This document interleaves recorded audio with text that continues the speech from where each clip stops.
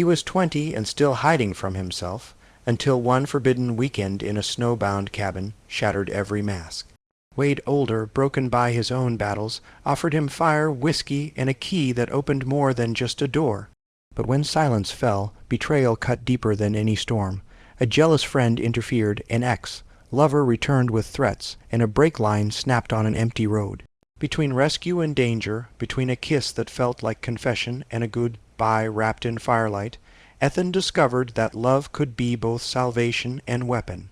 Now the cabin stands waiting, the key still warm in his hand, and the question burns louder than the sirens outside. Was Wade a second chance, or the final ghost he will never escape? Would you dare unlock the door and find out what waits inside? The streetlight buzzed over the dorm circle, turning the snow the color of old paper. I stepped out without a coat because Wade had texted "I'm outside," and that sentence burned warmer than anything I owned. He was there, beside the truckholder, damp at the hairline.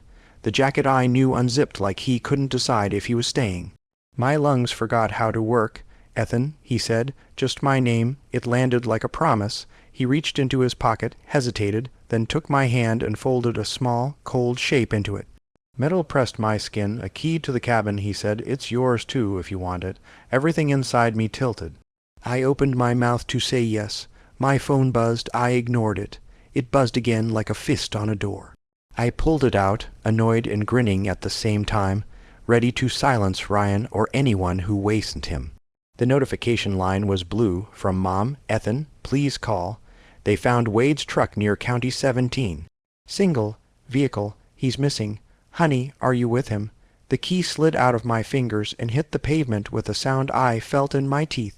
He was still in front of Mihai's breath, the small white scar near his eyebrow, the way his jaw softened when he looked at me, like the day on the lake in Iron County when Wed said nothing because saying anything would have broken the world, but the message was there, real. Mom never joked. I showed him the screen with a hand I couldn't steady. He read it once, then again. His gaze lifted to mine, and I saw it understanding, the apology, the thing I still don't have a word for. Snow kept drifting between us like static. "What is this?" I asked. I meant the universe. I meant the part of Minnesota that eats roads at night. I meant the distance between a body and the story it leaves behind. He took one breath I could hear. "I don't know," he said, his voice frayed at the edges, but I knew I had to come. I bent to grab the key and missed it twice, fingers dumb. Metal finally touched skin. I pocketed it like a secret. "Say something true," I said. It slipped out and looked childish in the air, but I couldn't call it back. He stepped closer. His hand hovered at my shoulder and settled, warm through the thin sweatshirt, because ID sprinted out like a kid. "I wanted you to have a way back," he said, "even if I couldn't promise I'd be there." A siren moaned toward the river. My heart kept time with it. I thought about every almost text, the cabin in Wisconsin, the stove's small pops, the weight of his palm on my ribs. I was not 20 anymore, not after tonight. "Are you dead?" I heard myself ask. He gave a short, helpless smile that wasted joy. "I don't feel gone," he said. "I feel late. Come inside," I said. "Please." He shook his head. "Not yet." His eyes flicked to the dorm windows. "You don't need questions tonight." I almost said, "I don't care," but I did. The jealous friend, the Ray who wants names. Ryan, who reads faces like weather. That's how people make the worst decisions. The wind pushed a curl of snow along the asphalt. He watched it, then me. "I swerved to miss a deer," he said, quiet. "That's all I remember. County 17, then the cold, then here. You drove down to Minneapolis." I said, as if facts could anchor a ghost, 6 hours from Iron County, if the roads are clean. He didn't correct me. My chest hurt with something bigger than fear. Grief hadn't landed, yet grief was circling the block, looking for a space. "Hold out your hands," he said. I did. He warmed them between his palms like we were back at his stove, like heat was a choice we made together. His thumbs pressed the bones of my knuckles. "You're real," I said, which helped nothing. A couple cut across the lot, heads down. I waited for them to see us. They didn't. "I can't stay long," he said. "I didn't come for long. I came for true." He let my hands go, and I felt the ghost of his touch echo up my arms. He nodded at my pocket. "Keep the key," he said, "even if the lock changes." "What does that mean?" I asked, hating how young I sounded. He looked past me like he could see the lake through the dorms, the line of dark trees, the path where I'd kissed his jaw because I couldn't not. "It means you know the way." My phone buzzed again, Mom calling this time, then Ryan's text flashing under it. "You okay?" "Where are you?" I silenced both. Choice is stacked, that's adulthood, or cowardice, sometimes the same thing. "Tell me to stay," I said. "Tell me to come back with you. Make it simple." He exhaled like it cost him. "If I say it, you'll do it," he said, "and you'll hate me for making your life small. Am not doing that to you. Then what are we?" He smiled with his eyes, old and kind and unbearably alive. "We're what you already wrote," he said, "and what you'll write after." "Am tired of pretending," I said. "Then don't," he said, "not for me, not for anyone." His voice softened. "Am proud of you." It broke me because no one had said it in years. The cold found a seam at my throat. "Will I see you again?" I asked. He didn't answer. He didn't have to. He stepped back one pace, then another, as if the dark were a hallway he knew. "You still have the key," he said. And then he was a space the snow moved through. I stood there until my fingers hurt. I closed my hand around the key until the teeth bit my palm. I didn't go inside. I didn't call back. I learned the feel of metal and the shape of absence, and I knew the map to Wisconsin even with my eyes shut. Some promises arrive after the body, but before the grief I didn't go back inside. I stood there until the key warmed to my skin, until the streetlight's hum matched the buzz in my head. When I finally answered, Mom's voice was thin. "County 17, black ice, no confirmation. Don't drive," she said. I said I wouldn't and laced my boots. Ryan was already in the hall like head, heard the alarm only I could hear. "Where were you?" His eyes tracked my pocket as if metal could glow through cloth. "North," I said. It wasn't an answer. "Ethan, it's after midnight." He stepped in front of the door. "Is it him?" I didn't ask how he knew which him. "Move, you can't chase a headline into a storm." "It's not a headline." He searched my face. "Jealousy and fear look the same when they are quiet." "Then am coming." "No." "Why?" "Because you'll try to save me instead of letting me choose." He flinched like I'd struck him. "I don't want to watch you drown. You already are." On the highway the world narrowed to lane lines and wipers. I kept the key against my thigh, teeth printing my skin through denim. I tried Wade's number twice voicemail. On the third try a woman answered with a flint voice. "This is Sheriff Hale. Who is this?" I gave my name. "Family, not by paper." Silence. Then we found the truck. No body. Search at first light. "Don't come up the county road, it's closed." "Am already on 35. She sighed like a tired mother. "Check in at the substation in Iron, and don't do anything stupid." I hung up and did the stupidest thing I could. I kept driving. A memory rose, uninvited, so clear it felt projected on the windshield. 4th of July when I was 13. Lake, paper plates, men coaching the weather. Wade arrived late, boots dusty, a shadow under his sleeve like head forgotten he had a body.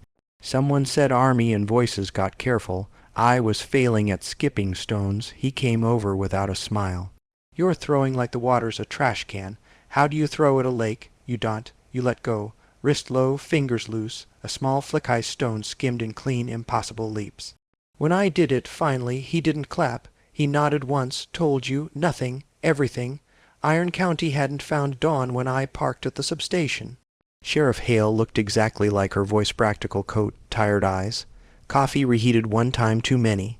She shut a small door behind us like she was closing Weather out. "You're close to him," she said. "I have his key," I said. Her gaze dropped to my pocket, then help without getting in the way. Habits, coffee at 5. Tools hung left to right. He hides liquor behind flour, like shame is granular. Her mouth almost smiled. If he walked from the crash, he went toward cover, then home if he could, home. Heavier than the key. Why no call? Head injury, hypothermia, pride, she said, counting them like inventory. Men are found within a mile of their own stubbornness. They sent me with a volunteer named Nora who knew every fence line. She didn't ask what I was to him, she asked what he was to me, which is different.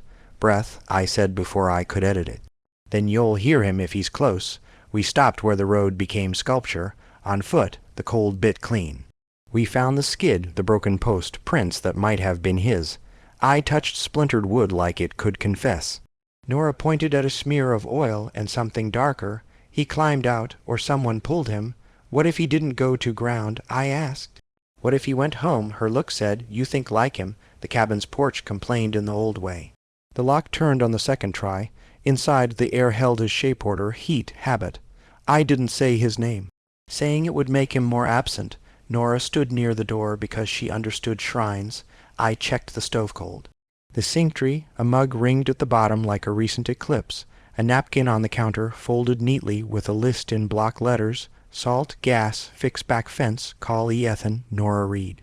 That you? I pocketed the napkin. It's me. In the bedroom, the flannel he kept for me was folded at the foot of the bed. I pressed it to my face and felt stupid and alive. Nothing here, Nora said softly. If he can, hell come back. What if he can't? Then we keep the fire ready, she said. That's what neighbors do. My phone vibrated. Ryan, answer me, please. I typed, north, searching, don't come. His reply jumped back. I'm already on my way. Another consequence, another choice. I stood in his living room with the key in my palm and the napkin in my pocket and Sheriff Hale's map on the table. I felt 12 and 40 at once. Tell me what to do. I said to the room, the road, the version of him that had found me last night.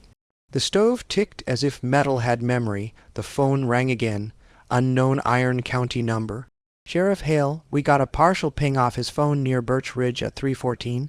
Could be drift, could be nothing. We're shifting teams toward the creek. You stay put, okay? I said, and knew I wouldn't if silence got any louder. I opened the back door and left the porch light on like a runway. I set a second mug on the counter, upside downer winter sign for "Im here, you're expected." The house listened with me. Heat climbed somewhere outside, snow tightened and let go. I struck a match and set kindling the way he taught Mesmal, then smaller, patience first. Flame took, then grew, careful and bright. Okay, I whispered, "Im here, find me." The fire fought against the draft, stubborn in its crackle. I sat on the couch with his flannel bunched in my lap like a relic. My phone buzz, drying again. I didn't answer. Instead, I stared at the upside, down mug ID left on the counter, a silent signal to a man who might never walk through the door again. Then came the knock, 3 short, 1 long, his rhythm. I froze. Another knock, harder. I went to the door, already shaking, and opened it. Wade, or the shape of him, snow in his beard, eyes lit with something between exhaustion and defiance. He didn't wait for permission. He stepped inside, shut the door, and leaned against it like head run miles. "You shouldn't be here," I whispered. I didn't know where else to go. He smelled of cold metal and sweat, of fear he hadn't spoken. His jacket dripped onto the floorboards. He looked at the fire, then at me, and his gaze stayed. "What happened?" I asked. "Truck's gone. Sheriff's looking. They'll think I walked off drunk, or worse." He rubbed his face with rough hands. "But I came here to you." He sat on the couch, head in his palms. I hovered. My body wanted to collapse into him, but my mind screamed rulesage, blood, distance, the storm outside.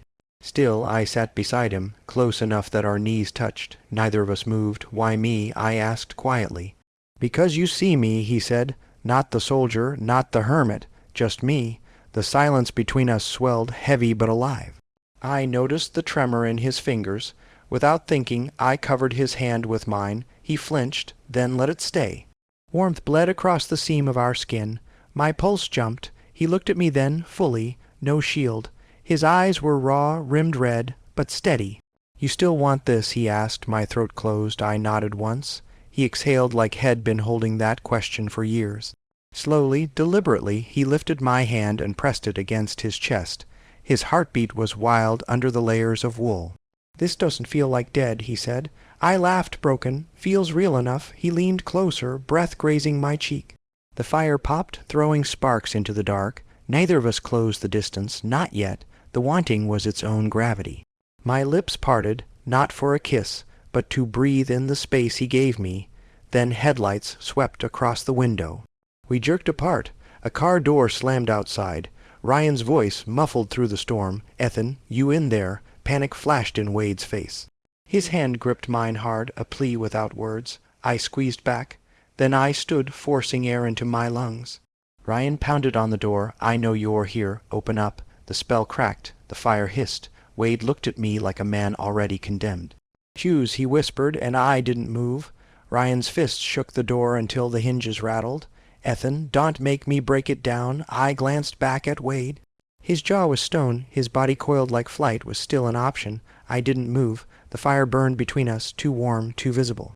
Finally, I opened the door a crack. Ryan pushed past me before I could speak. Snow clung to his hair, his eyes wild.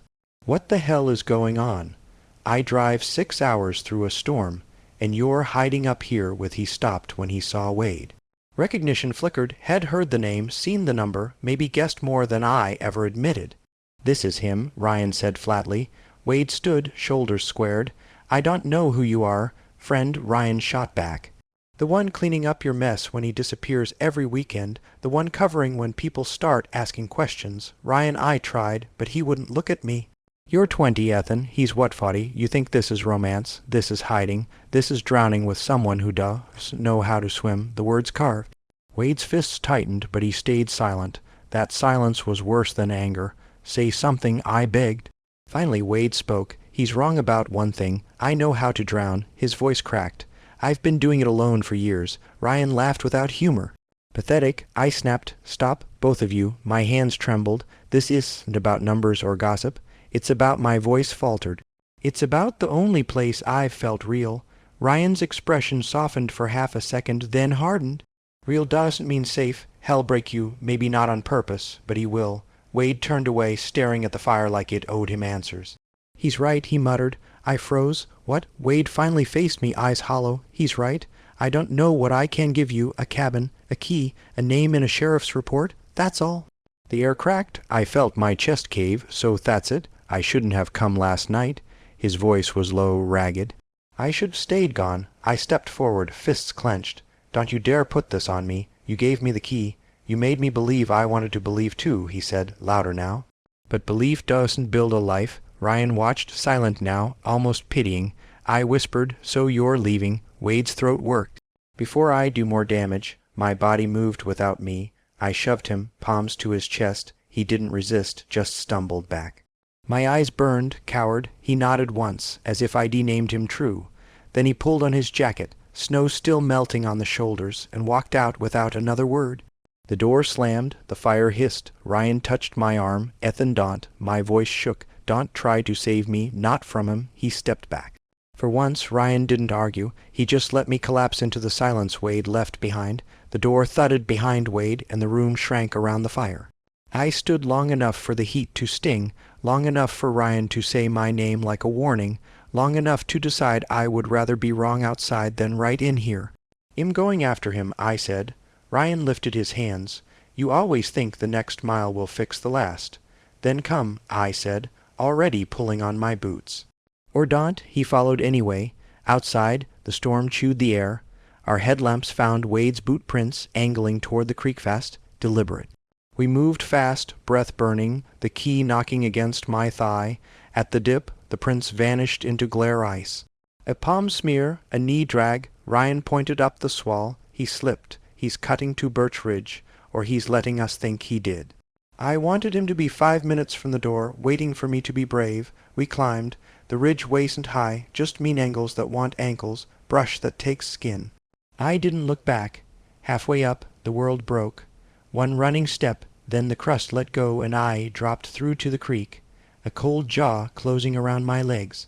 The shock punched my lungs empty, the lamp flew. I clawed at the edges and found glass. Flick snow. Ethan, Ryan was on his belly, sliding, reaching. Don't thrash. Give me a wrist, I tried. Fingers numb, wrist slippery, the current worrying at my boots.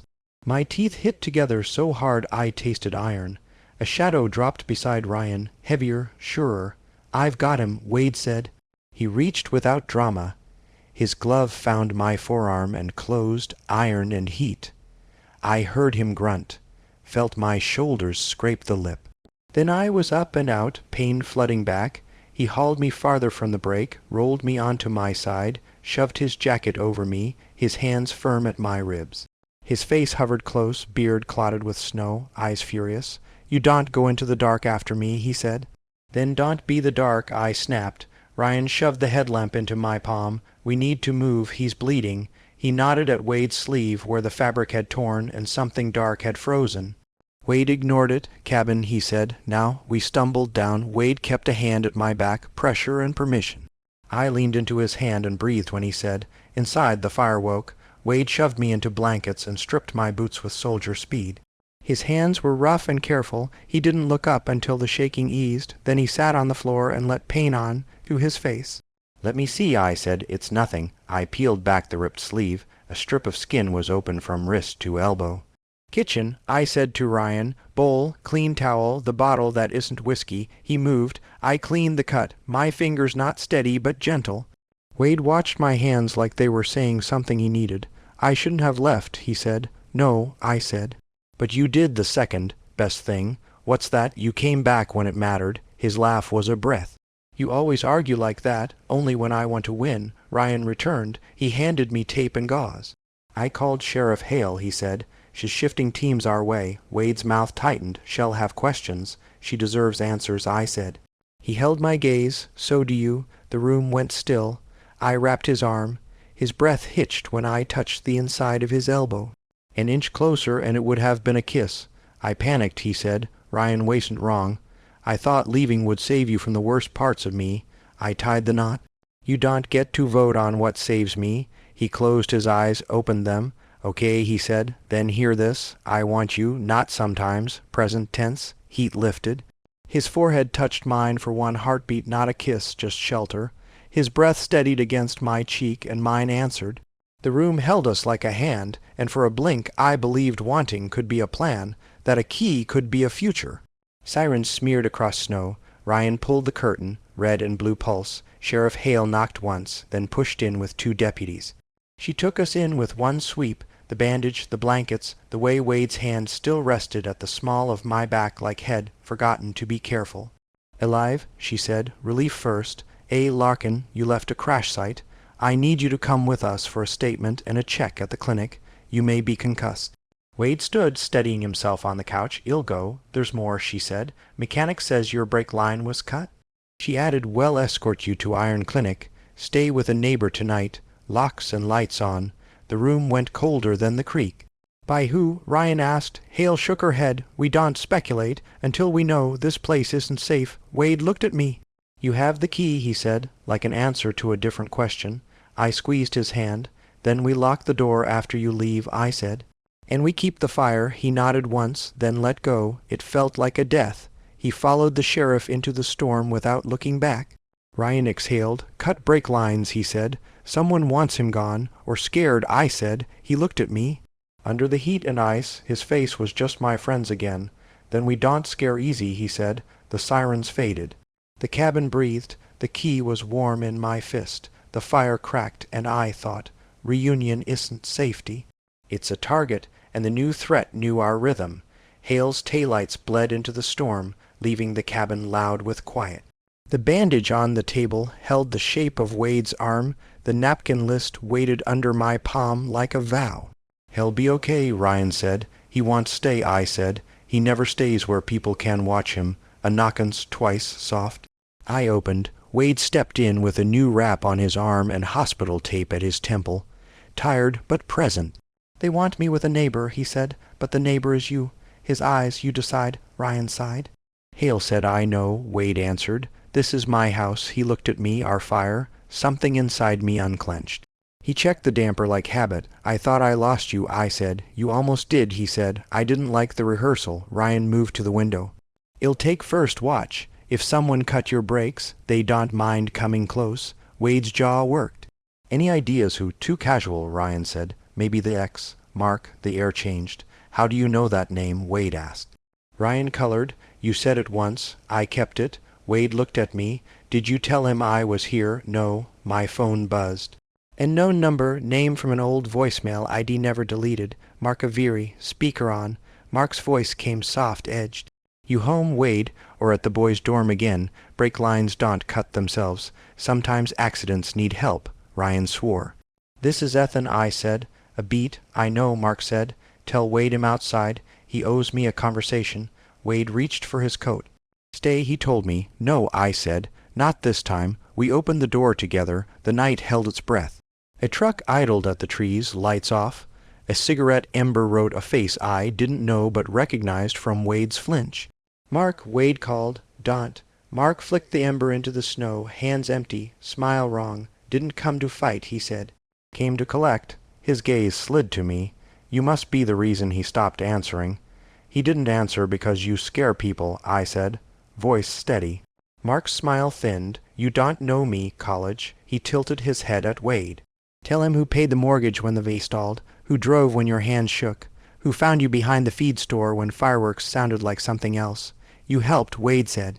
Then you used it. Mark stepped closer. I kept you alive. In return, you stopped pretending you're pure. You like a leash. Back up, Ryan said, sliding between us. This isn't your house. Mark scanned him. Ah, the loyal friend. He smiled without warmth. You called me, didn't you? My stomach dropped. Ryan, his jaw clenched. 3 days ago, I told him to come get his mess or leave you alone. I didn't know about the truck. Wade's face went still. You brought him here? I was trying to end it. Mark spread his arms. See? Honest citizen. He took one step. Give me the key, Ethan. No. Wade's presence at my shoulder burned like a small sun. The smile vanished. Last chance. Wade moved in front of me. You don't touch him. The ember flared again in Mark's hand. He tossed it onto the porch. It hissed, then bloomed. Gasoline ran like a fuse toward the stacked wood. We moved at once. Wade stamped the line I grabbed the extinguisher. White foam coughed, the flame died, smoke clawed my throat. Mark's truck chewed snow and was gone. Wade coughed, braced a hand on the post. I touched his back, heat soaked through his shirt. His hand found my wrist and stayed. "I'm sorry," Ryan said. "I thought if he saw you move on, he'd stop." "He never stops," Wade said. Not unkind, not forgiving, he just changes doors. Sirens agging closer. Hale's sieve slid in, then steadied. She took in the wet porch, the chemical smell, the tire ring in the snow. Inside, she said, we obeyed. She turned to Ryan. "You brought a threat to this address." Ryan stared at his shoes. "Before I knew. You made my job harder," she said. To Wade, clinic cleared you to travel, motel and iron, separate rooms, separate cars, cruiser on the road. Wade looked at me, the room vanished until there were only eyes and breath and a decision. "I'm going," he told Hale without looking away. "But I need 1 minute." She gave him 30 seconds. He stepped close. His forehead met mine with the inevitability of gravity. The words arrived before I could plan them. "I love you," I said. He exhaled like a held life. "I love you." He answered, no drama, just truth. His thumb learned the pulse at my neck. "Then come with me," he said. Tonight, everything in me leaned forward. The life I still had pulled me back by the sleeve. "I can't," I whispered. "Not yet." Pain and pride crossed his face in the same breath. He nodded once, like saluting a fact. "Then keep the key," he said. "Keep the fire." Hale tapped the doorframe. Time. His touch left and stayed anyway. He followed her out. Ryan and I stood while blue and red washed the walls. He tried to speak. I raised a hand. Later, outside, doors thumped, tires hissed. The convoy turned toward the highway. The room felt larger without him and harder to breathe in. I set the extinguisher back, wiped soot from my wrist, and closed my fist around the key until it hurt. I had chosen, or I hadn't, which felt the same. On the counter, the upside. Down mug waited the signal we used when the other was welcome, when the door stayed unlocked. I righted it, then flipped it back, superstition and faith trading places in my hands until tremor stopped. The cabin held its silence after they left, like it was deciding whether to keep me.